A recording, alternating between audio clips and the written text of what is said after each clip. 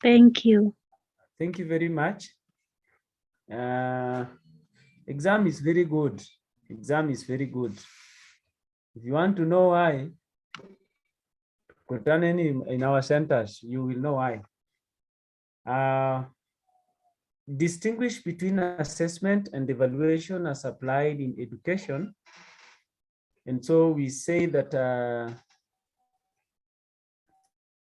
assessment is gathering the necessary information, analyzing it, and using the results to make value judgment, while evaluation is the gathering of necessary information used to judge the suitability of a program.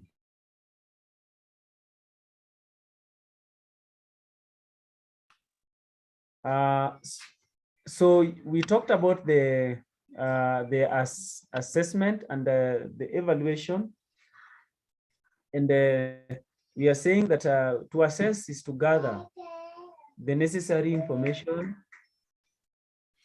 You analyze the information you have gathered, and then you can now use it to make the value judgment. And while evaluation now is the gathering of the information used to judge the suitability of a program. And in most cases, your screen is not visible.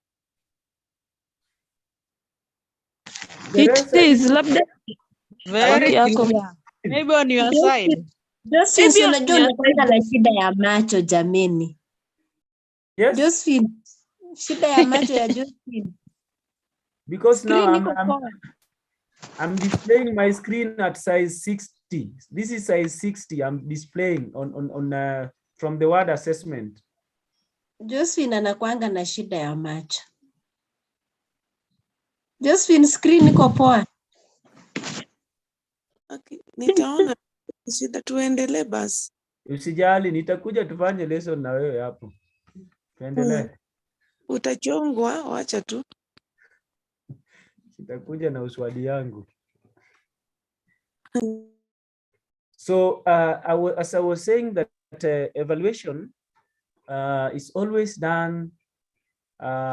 Usually it is done at the end of the program, but you realize when we were talking about the CBR, we talked about the types of evaluation. I don't know whether we can remember the types of evaluation that we talked about in the CBR program. Formative and summative, ama sio hizo ya. Sio hiyo. Ni goal evaluation, process evaluation. Akifuma, did I see your hand up? Yes, I wanted to say it's formative and summative, but sasa nasikia Goreta anasema sio hiyo, mpaka naanza kujishuku, sijasoma. Hiyo anasema ya hata mimi najishuku. Anasema ya CBR. Eh. Ni kweli. Look at it again. Goreti, si tuambie hii. Tuambie hii mambo ya evaluation again. Nimefikiri unasema ya CBR. Yes, that is what I'm referring to. Kuna ile ya goal evaluation, process evaluation na outcome evaluation. Yes, the goal, the process, and the outcome evaluation according to CBR. Remember, when we are talking about types of assessment, is different from types of evaluation. In most cases, we'll talk about the formative evaluation and summative evaluation, especially when we are referring to the academic work. But when we are referring to the community-based rehabilitation, we are looking into detail the three types of evaluation. That is the process evaluation, the goal evaluation, and the outcome evaluation. Do not confuse the three with the others that are used in the education, in the educational assessment. Let's carry on. We also talked about ways in which an assessor would establish a rapport, that is a good relationship with a client during an assessment session. And the following could be the possible answers. One is that the assessor should try as much as possible to be very polite, being very polite when dealing with the client. Assessor should also be smartly dressed, as that shows also the professional part of whatever is doing or she is doing. It should also be friendly, and by being friendly means you know, putting a smile, welcoming, and then it should also be well organized and composed. When the assessor has no content, the client will automatically know, depending with how he is engaging the client in the assessment at that particular time. And then it should also be empathetic, and we say that being empathetic means you try to put yourself into the shoes of that person. And yesterday we were able to draw a line of demarcation between empathy and self. It was self what? Disclosure, self-disclosure. Where in the self-disclosure, in most cases during the maybe the guidance and counseling, the client has an issue that needs to be addressed. And at this point, you as the counselor, you are going to disclose a similar circumstance that you may have gone through that is similar to that of the what? To that of the client. Somebody is asking, Akifuma is saying that he can't hear me. The rest, are you able to hear me? Yes, we can hear you. Yes. Yes, we can. All right. So Akifuma, check on your connectivity.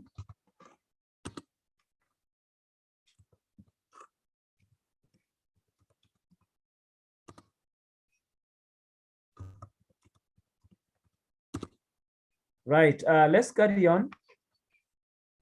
Now, we also talked about the factors. I doubt if this, okay, you can see it, but let me enlarge it a bit.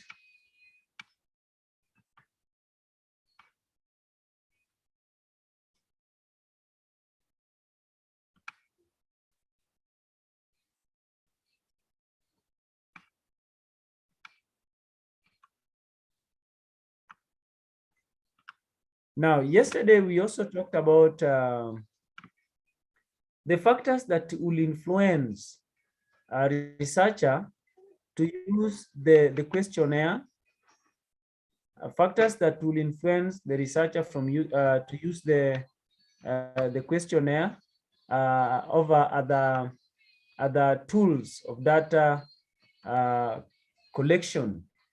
Remember, we are talking about the data collection, and in as much as we talked about the data collection aspect of it, you should also think about the recording of data, on how you can record data, on how you can keep the data, maybe for future use or to be used on a later period of time. So in this case, we say that the questionnaires can be sent to distant respondents by post or any other means. Today, as we are speaking, we are having the digital questionnaire, where you only need to get the link, and then you can now fill it in and then resend it. But however, again, the digital one only needs people who has the skill or the knowledge on what is to be done. Number two, the respondents have the freedom to say what they want, because they do not have to reveal their identities or even the names. And I think also because the biasness that may come from the side of the researcher is not there. So the respondents, they may have the freedom to say what they want and even reveal that which they will have not revealed when the researcher was there in person, maybe during an interview. And data can be generated from a large sample within a short time. So remember, again, we are saying within a large sample, because the data that you are going to collect, you are at long last, you are going to use it to generalize your research findings. You are going to use it to generalize your research on the outcome that you may see that is present, that is visible from the data that you received, you have analyzed, and now you can now give the interpretation. It also allows for upholding of confidentiality, because somebody is not writing their names. And remember, during the data collection, part of the practicum, and my net is unstable. I don't know whether you are still here getting me clear. We are. Thank you very much. During the data collection, remember about the ethics, the ethics to be observed when you are collecting, the ethics that a researcher needs to observe when he's collecting the data. Which ones are these ethics? Confidentiality, plagiarism, deception, I just had confidentiality alone. plagiarism, Consent. consent, deception, Plagiarism and consent. And? Yes, consent, and deception. deception. And confidentiality, consent, plagiarism, and deception. Mark those four ethics to be observed, because in one of the questions, in one of the years that we will soon look at, there is a question down there that is asking state 4 reasons why a researcher should first of all seek consent from the respondents when collecting the data. So we'll get there. We will get there. Christine is asking, my pardon, Christine, the question I've asked was on the ethics to be observed by a researcher while collecting the data. And we have talked about confidentiality, consent, deception, and plagiarism. We carry on that again,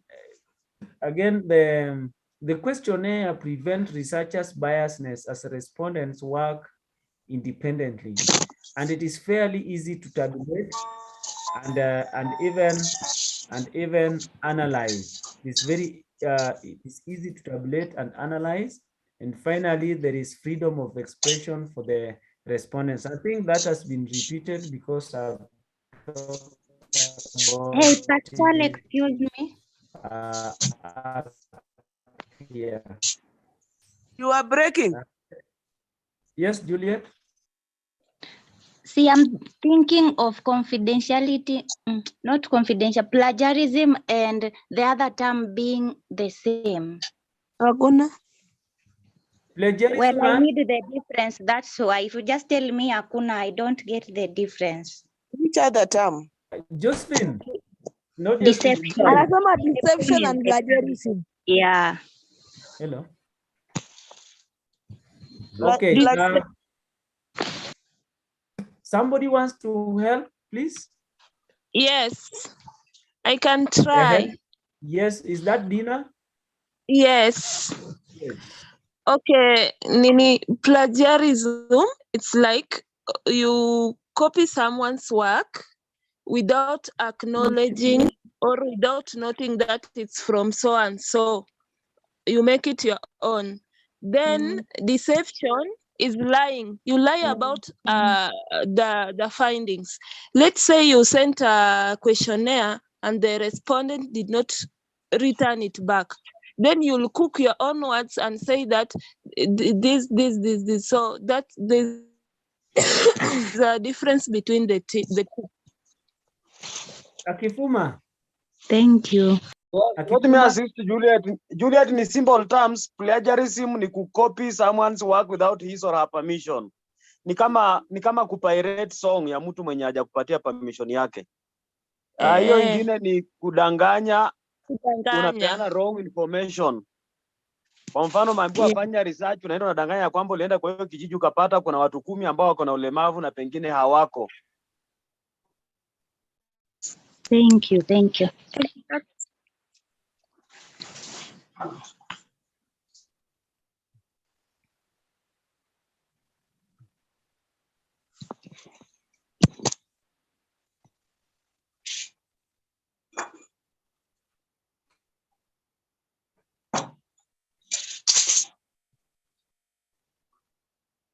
Thank you. Salome.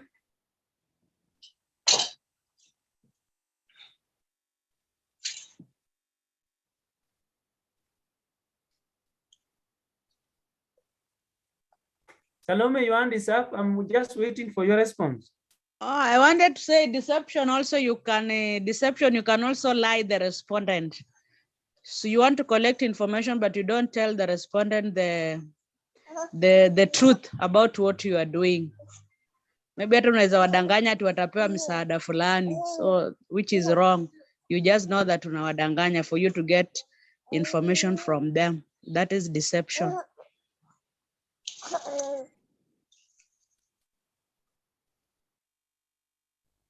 That is deception. So it is good that when you are going to collect data, it is good that first of all, you have to introduce yourself. And remember that as you are going to collect the data, Kise will do their part and give you what shows that you are a researcher and they are student. But remember, there is a letter that you need to obtain from the sub-county education officers. Therefore, with all these, if you have them, then once you introduce yourself, there is that which you can show somebody. But when we talk about deception, it also means on the other side, you as a researcher, unaweza danganywa. So when you are collecting your data, you must also be very careful so that you don't fall in the trap of being cheated. It's either two-way traffic. You can cheat, you can also be cheated. Let's carry on. Let's carry on because of time. We talk about the types of we talked about components of blood, the components of blood. And yesterday we were able to at least unravel each and one of them. That is, we talked about the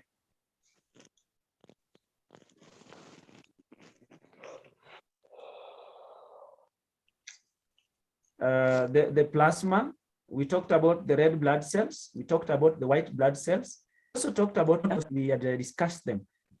Justify the study of human blood circulation by a first aider.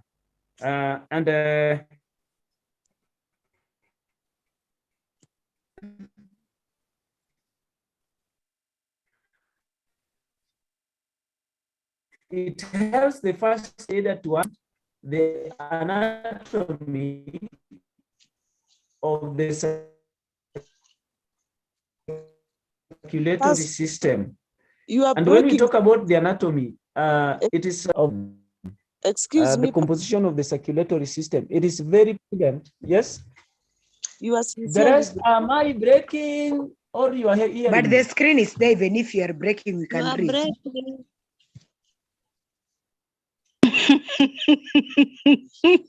Hey.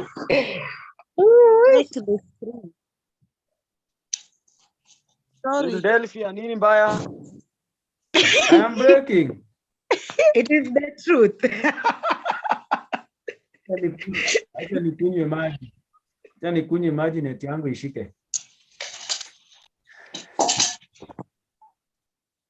The screen is there with answers. Maji na network. Hello.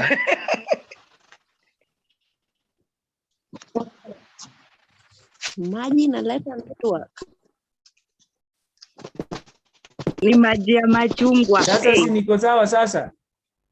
Si sasa niko sawa? Haina.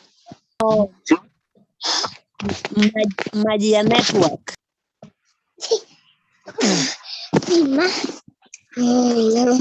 Haya, kama niko sawa sasa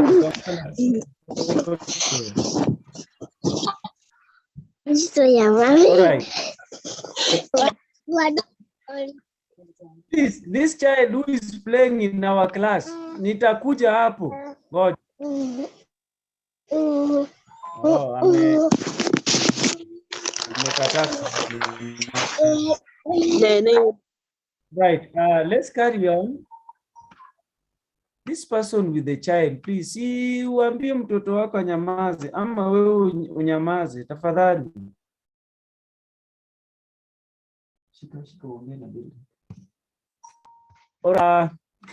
So we were looking at the justification of the first aider studying the human blood circulation, and as I've said, that the first aider is supposed to understand the anatomy of the circulatory system.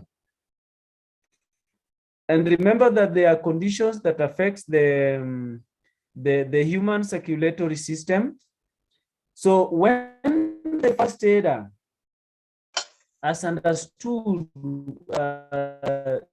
the anatomy of the circulatory system, then is going to be in a position the immediate help to the casualty before afikishe the casualty to maybe a hospital, a health center, or a dispensary where they can get the medical treatment. And number two, we also talk about there's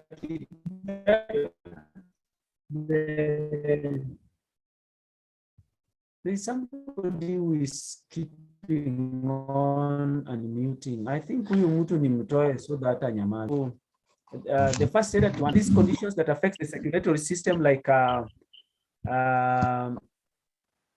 do we call?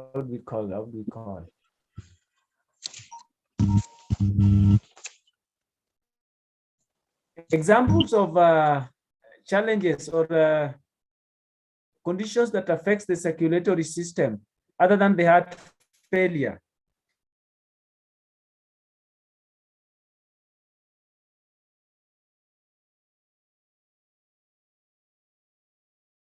Pascal, open your screen before this one, please. Yes, Akifuma. Pascal, turudishe your screen ya Juma, please.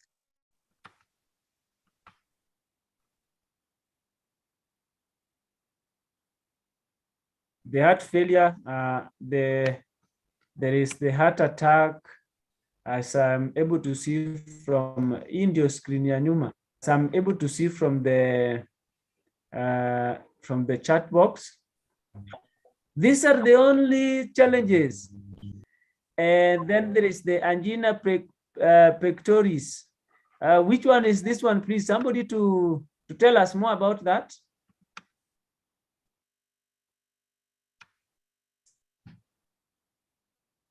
The angina pectoris. Nile ya kashimo kwa roho, ama that is another one.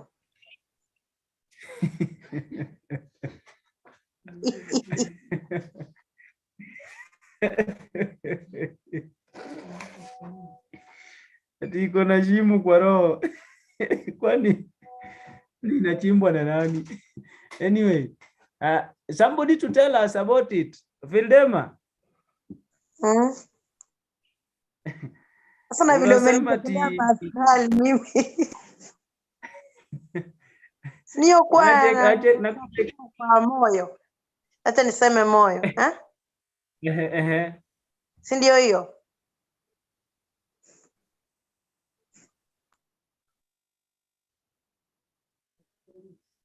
Biology nilidrop na form 1 haki sijui.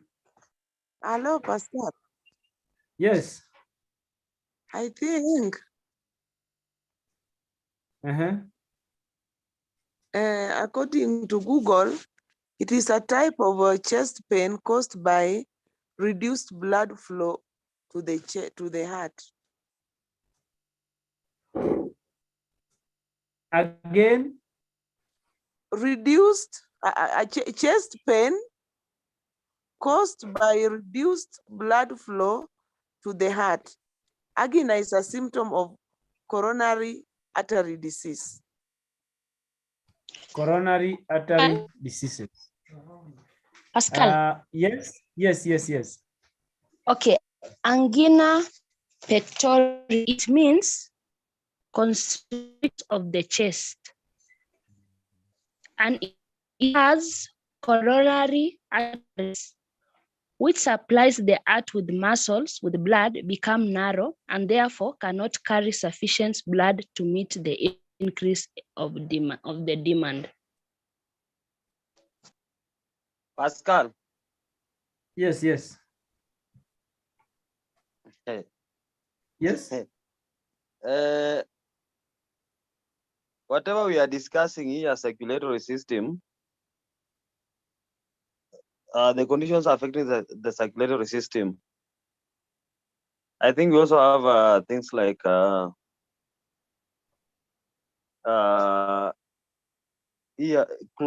clotting of blood in the veins, kama stroke. To me, I can say it can also affect the circulatory system because it usually blocks this blood circulation in the body. We also have there is a certain disease whereby once you have been cut by, once you have a cut on your skin, it's very hard for the blood to clot easily. I think that one can also be a challenge to the circulation system. Because through that, it's called hemophilia. Hemophilia, yeah. I don't know whether those ones applies to this kind of question.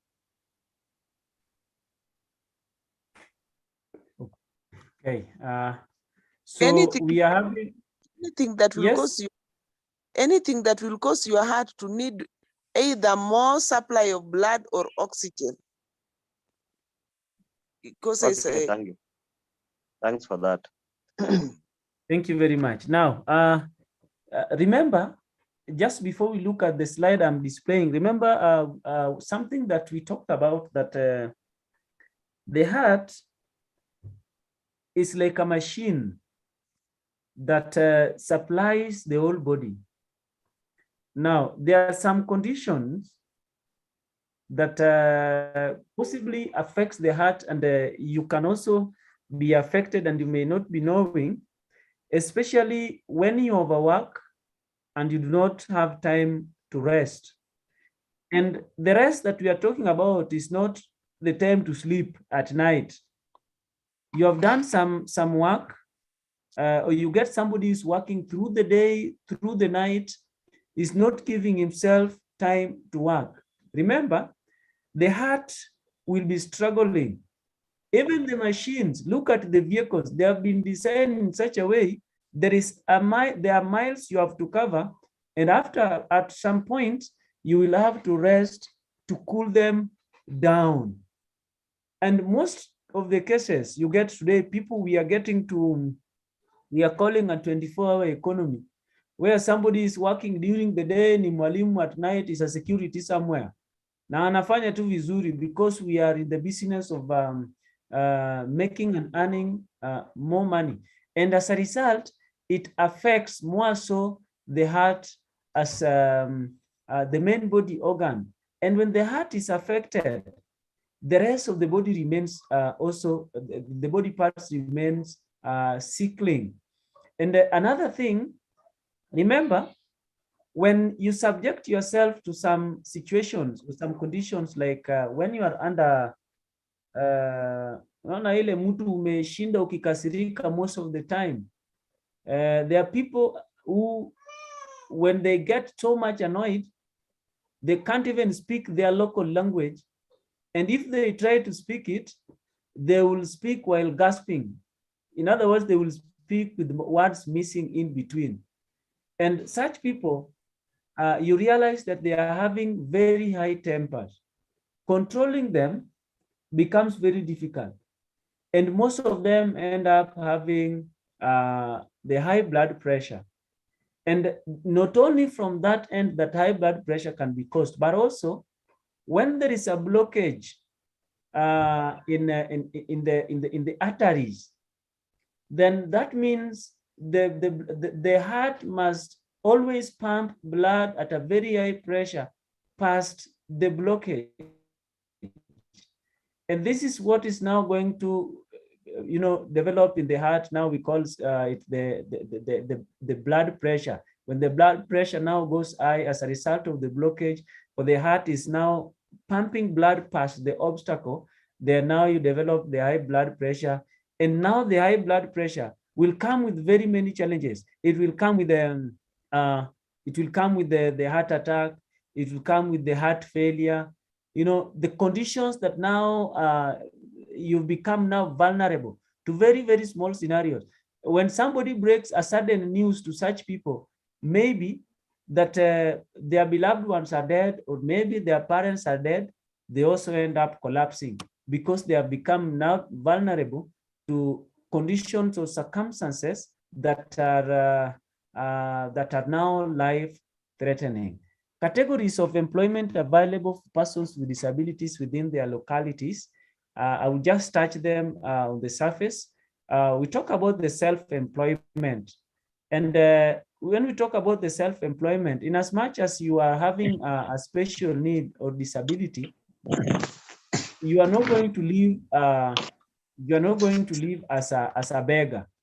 What are you going to do to earn a living? If you are in a position to have some starting capital, you can have your own business where you employ yourself. We have the sheltered workshop where these people work under the protection. That is, they are protected, their rights are protected, and you can also not take advantage of who they are and of what they are doing. And in most cases, in the protected workshops or in the sheltered workshops, the persons with disabilities and those with the special needs, as you are aware, they work alongside their peers without this type of disabilities or special needs. Or if their peers may be having a special need or disability, it may be just but a mild one. Then we have the open job market, where now they are employed just like any other person, and they work just like any other person. Then we also have the community employment opportunities, and in most cases, this will now fall under the CBR, where now in the CBR, it also looks forward to empower. Remember, one of the goals is to empower, as more so the persons with disabilities to also stand tall, to demonstrate that in as much as they may, the disability is not an inability. So in as much as they may be having a disability in one way or the other, but still they can be in a position to fend for themselves. And then there is the apprenticeship, where people come, they observe, and after that, they now can now do they can now have their own jobs, even the self-employment. They can start their own workshop where they can, develop some goods, and from there they can also make money and earn a living. So I'm made to understand that you looked at all these questions that I've displayed. So I want us to go direct to the answers. Did you look at the questions? Yes. Thank you. Advantages of using continuous assessment tests in assessing disabilities. I only managed to capture 2. You can use the findings to modify the content. that has not been mastered by the learner, and also to modify the teaching techniques. So either you can split that point into two, so that you talk about the content, and then on the other side you talk about the modification, rather the modification of the teaching techniques. It also provides a more and accurate, complete picture of the learner's level on and their understanding of what they have learned. Here comes a case where you have maybe you have taught a given topic and or a given strand, and then from that strand you have set some questions as your cut, and you have administered this cut to the learners.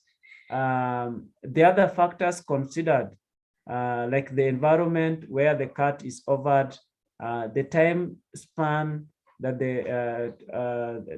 that is offered during the cut, and then you realize that there are those learners who, in whatever you covered, out of the cut, which is out of 40, they are only able to get 10.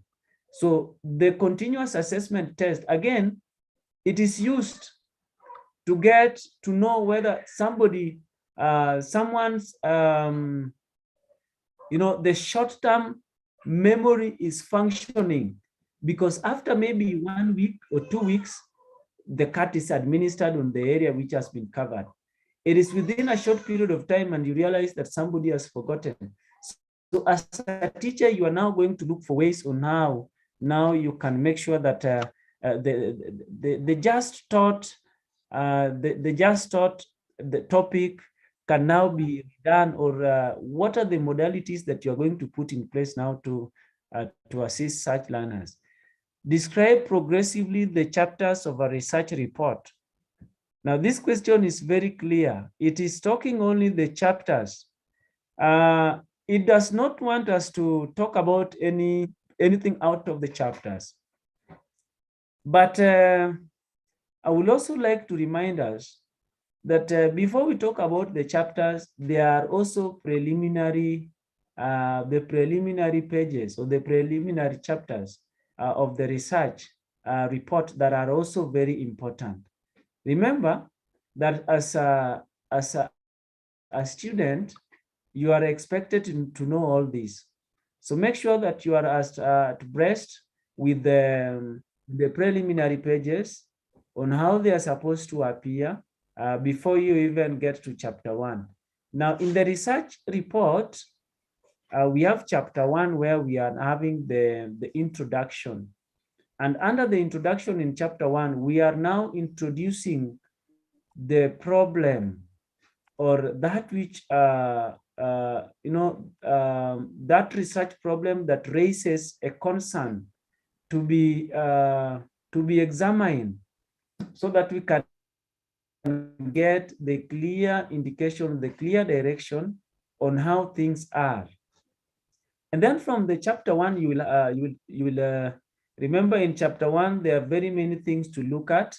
In chapter 1, we'll have the research objectives, we'll have the statement of the problem, we'll have the research questions, among others. But now in chapter 2, we're having the now review of related literature, or the literature review. This is where now you are going to look at what other researchers have done in concern to, or in line to that which you want to research. And this is where we are talking about plagiarism. You pick somebody's work, it is not your work, you put it, and then you want to own it as your work. Many people, remember, it is against the law of publication to pick another person's work and make it to be yours. Remember that it is against the law, and when you are found, you are even arraigned in court. Remember, in most books, you have always seen there is a letter C always in a cycle or in a circle, and it always shows that the copyright is supposed to be preserved so that you do not intrude into another person's work and present it somewhere as your own work. And then we are having the research methodology. And under the research methodology, this is where we'll be talking about the research design. How are you going to conduct your research? Are you going to use the interview? Are you going to use the questionnaire? And if you are going to use the questionnaire, can you prepare that tool? Can you prepare that questionnaire tool so that you can have a look at it, you can print it in advance. If there are errors in it, you can rectify, so that when you are going to carry your research, then you have the tool. Then there is the data analysis and presentation of research findings. You have used the questionnaire to collect the data. You're now going to analyze this data, and you're now going to present this data. And how are you going to present it? Either on the pie chart, you're going to use the tables, you're going to use the bar graph, you're going to use the histograms, or any other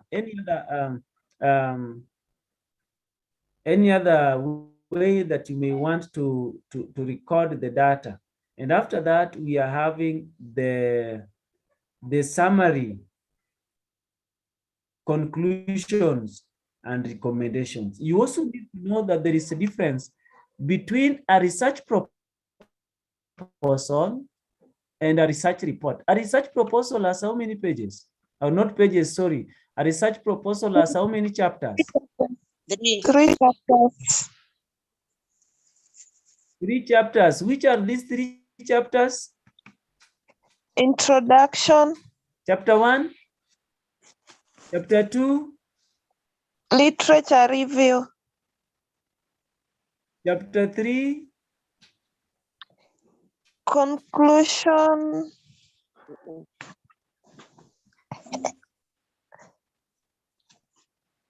Conclusion. No, the method that we used. Simtusaidie hapa. Chapter 1, introduction. Chapter 2, literature review. Chapter 3 of a research proposal. Imebeba nini? Yes?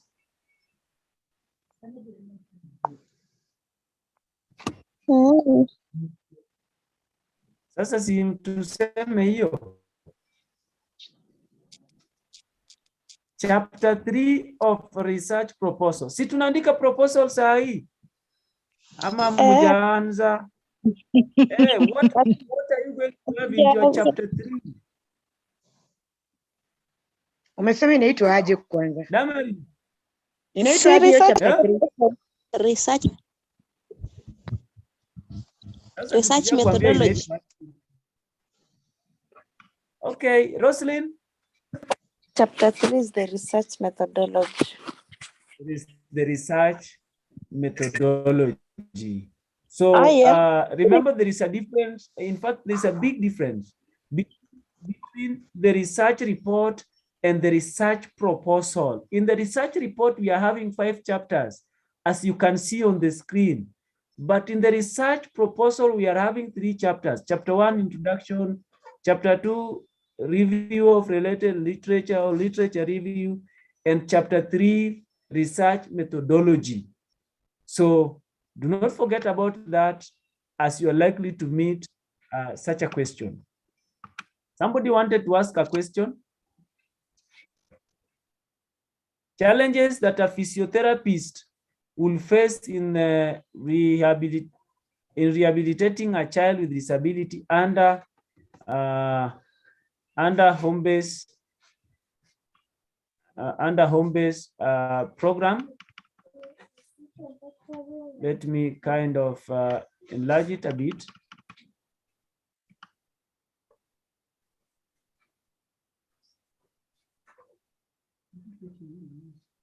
(0686). What do you want us to write?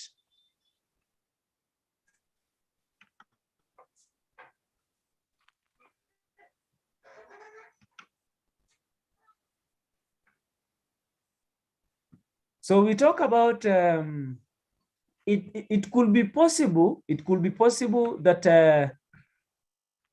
the physiotherapist may not have enough knowledge to deal with the to deal with the child who may need the services under the home-based program. Now, before we even carry on, who is a physiotherapist? Who is a physiotherapist? Yes? Who is a physiotherapist? Pascal, Yes. this is a specialist who provide the physical exercise for the muscles. Maybe kama mtu amelemewa kutembea, hao ndio wanasaidia kutembeza, ndio hiyo muscles develop. Huyu mwingine kutembeza ni physiotherapist.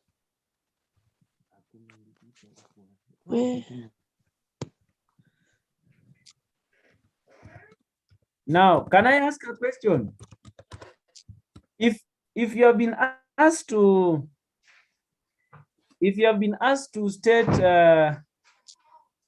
four functions of a physiotherapist, what will you state there? Mobilizing the bones or the muscles to function well.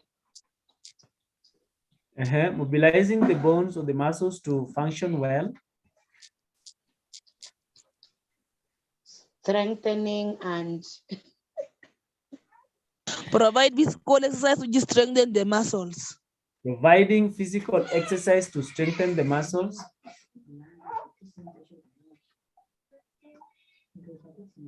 Which other one?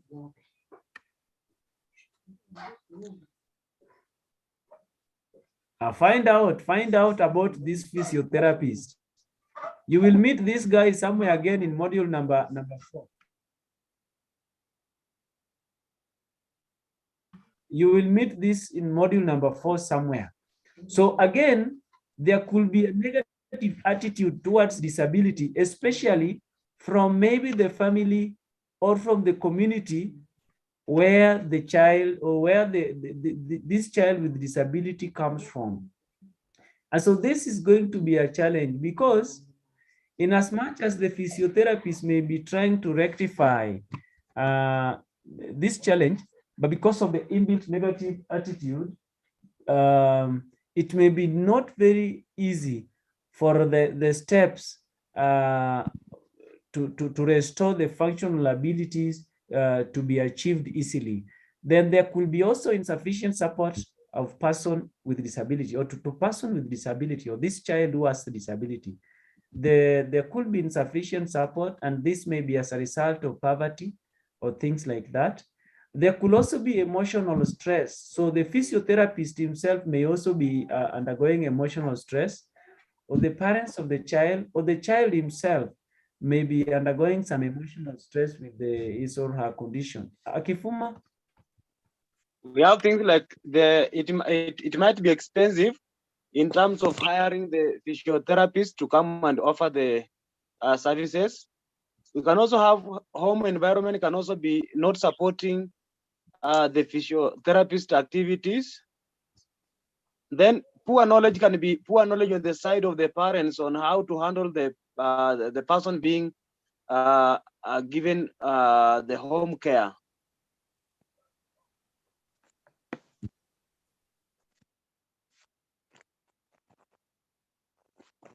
Given instruction on what is to be done, and then now the poor knowledge now makes it not to succeed because the lack of the correct practice, as may have been suggested by the physiotherapist.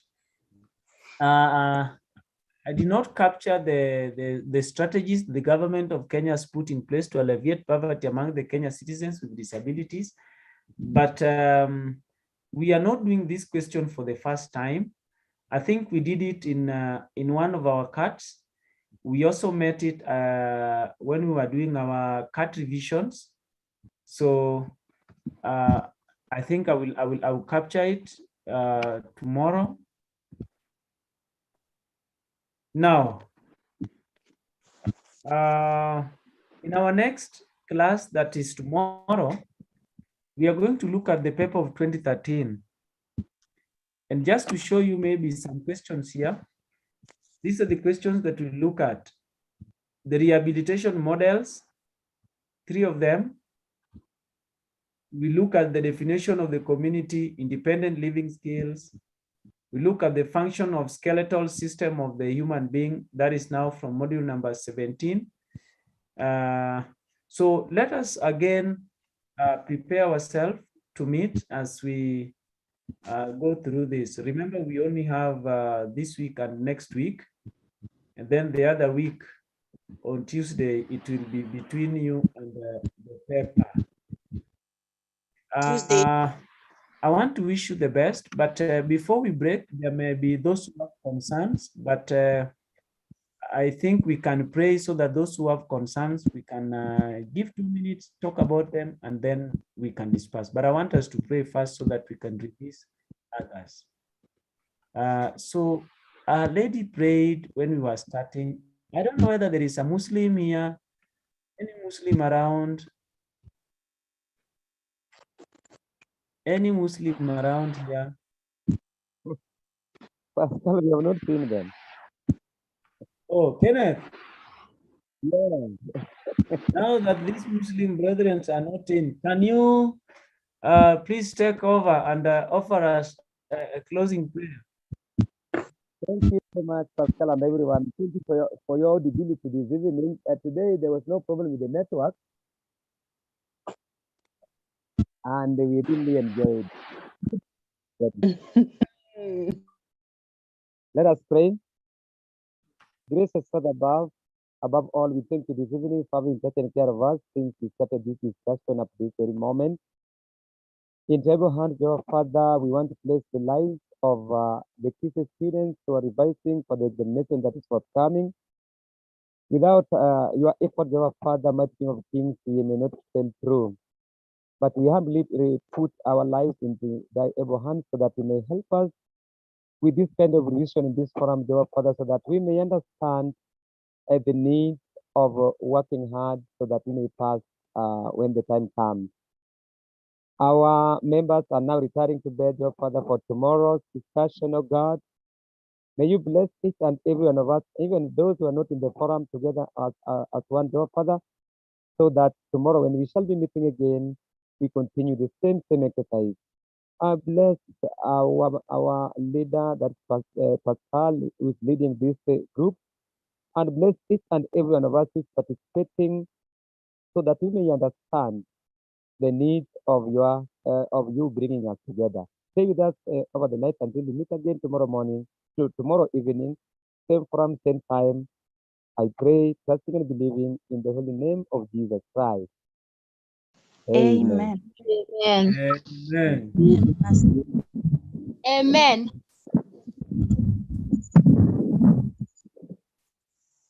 Josephine.